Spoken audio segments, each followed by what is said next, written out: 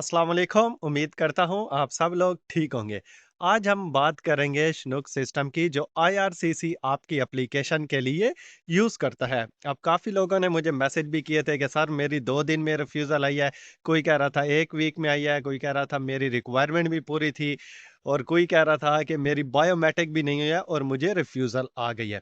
तो आज मैं आपको बताऊँगा कि अगर आपकी ऑटोमैटिक रिफ्यूज़ल आई है, तो आपके पास 3 ऑप्शन होते हैं। अगर आपको ऑटोमेटिक रिफ्यूज़ल आ जाए तो आप वो उन 3 ऑप्शन में से किसी एक ऑप्शन पे आप अप्लाई कर सकते हैं। 2022, 2023 इवन के 21 में भी काफ़ी सारे लोगों ने कनाडा का वीज़ा अप्लाई किया है।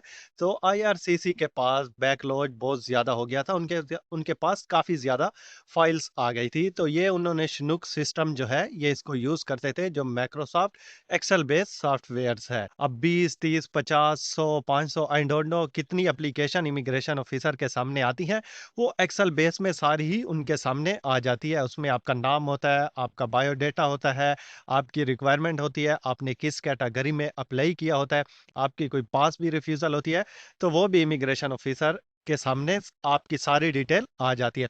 अब सुनने में तो ये आया है कि जो कुछ इमिग्रेशन ऑफिसर हैं तो वो इसके ऊपर रिलाई करके आपको ऑटो रिफ्यूज़ल भेज देते हैं। सब भी नहीं लेकिन कुछ आपको भेज देते हैं। अगर आप देखें अब बहुत सारे लायर भी यही बात कर रहे हैं, जो कंसल्टेंट हैं वो भी यही बात कर रहे हैं। आप गूगल पे सर्च मारें, यूट्यूब पे सर्च मारें, वो Chinook सिस्टम के बारे में ही बात कर रहे हैं कि इसके ऊपर रिलाई करके ही ऑटो रिफ्यूज़ल भेज देते हैं, जिसकी वजह से लोगों की बहुत सारी रिफ्यूज़ल आ गई हैं। अब पास कुछ मंथ में काफ़ी ज़्यादा रिफ्यूज़ल आई हैं। तो वो एक ही कॉपी पेस्ट किया हुआ सबको लेटर आ जाता है जिसमें 179 बी लगा होता है। बस ऊपर नाम आपका चेंज होता है, एड्रेस वगैरह चेंज होता है। अब बहुत सारे लोगों ने अप्लाई किया है तो उनको पता है कि यही हमें 179 बी लग के आया है या आपके रिश्तेदार हैं या कोई दोस्त है, आप उनका लेटर भी देखें तो सबको यही लग के आ जाता है 179 बी। लेकिन हर टाइम ही आपको ये नहीं लग के आता है। अगर आप सेकंड टाइम भी अप्लाई करते हैं तो इमिग्रेशन ऑफिसर आपकी फाइल प्रॉपर चेक करता है कि कहीं इसने नया एविडेंस इसमें ऐड तो नहीं किया। जब आप कोई नया एविडेंस ऐड करते हैं तो वो आपकी प्रॉपर फाइल वगैरह देखते हैं। जब वो फाइल देखते हैं फिर उसके बाद अगर वो आपको रिफ्यूज़ल भेजते हैं, तो वो फिर उन्होंने आपकी प्रॉपर फाइल चेक की होती है, आपकी कोई रिक्वायरमेंट वगैरह पूरी नहीं होती है। तो इस वजह से आपकी सेकंड टाइम या थर्ड टाइम आपकी रिफ्यूज़ल आ जाती है। बस ये है कि अगर आपकी रिफ्यूज़ल आ जाए तो आपको नोट्स अप्लाई करने चाहिए। नोट्स में ही पूरी डिटेल दी होती है कि ये आपकी Chinook सिस्टम से ही आपकी ऑटो रिफ्यूज़ल आई है या इमिग्रेशन ऑफिसर ने आपकी प्रॉपर फाइल चेक करके आपको रिफ्यूज़ल भेजी है। तो वो नोट्स आप अपने कंसल्टेंट से ले सकते हैं जो कनाडा में होते हैं, आप उनको जो पीआर हैं, यहाँ पे सिटीज़नशिप है, तो आप उनको भी कह सकते हैं। पैसे तो लगते हैं लेकिन आपको नोट्स मिल जाते हैं, उसमें पूरी डिटेल्स दी होती है। आपकी कौन-सी रिक्वायरमेंट पूरी नहीं है या आपका किस वजह से आप किस रीज़न से आपकी रिफ्यूज़ल आई है, क्यों रिफ्यूज़ल आई है, वो सारी डिटेल दी होती है।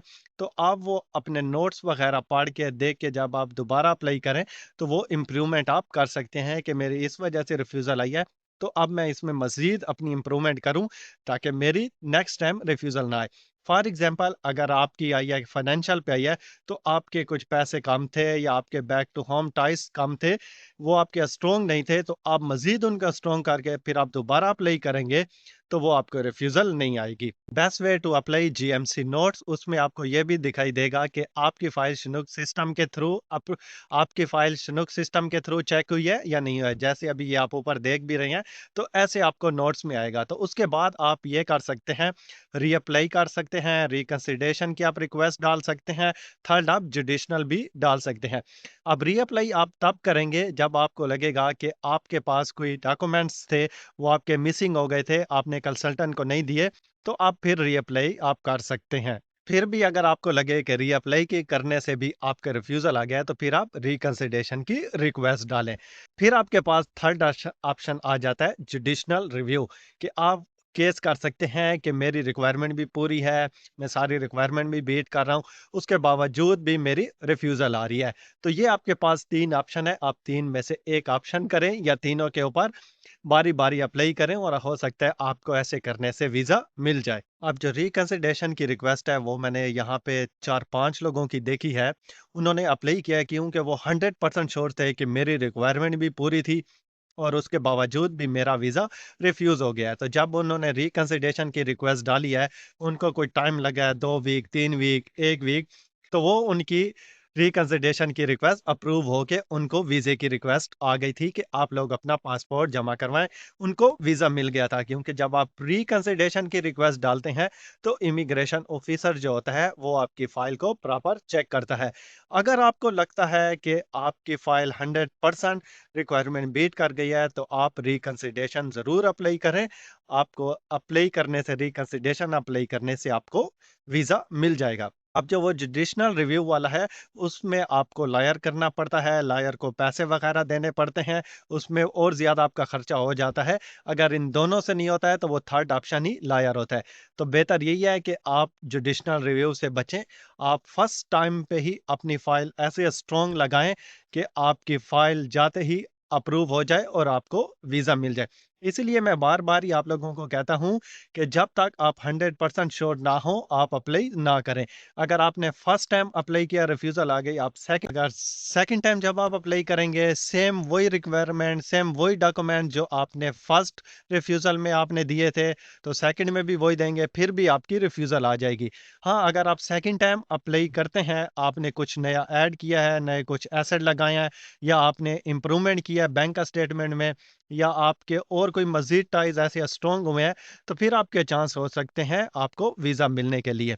तो ये आपके पास ऑप्शन है। होपफुली आज आपको वीडियो पसंद आई होगी। मिलेंगे एक और नई वीडियो के साथ। तब तक के लिए टेक केयर एंड अल्लाह हाफ़िज़।